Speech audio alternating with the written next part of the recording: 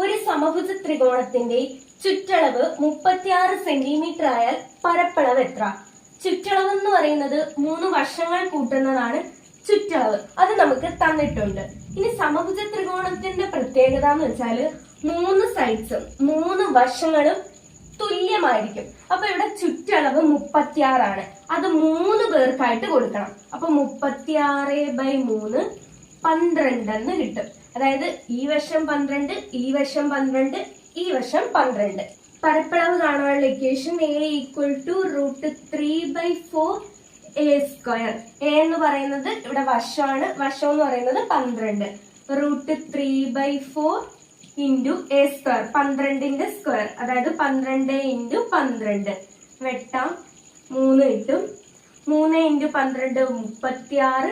√3 centimetre square എന്ന് കിട്ടും പരപ്പളവ്.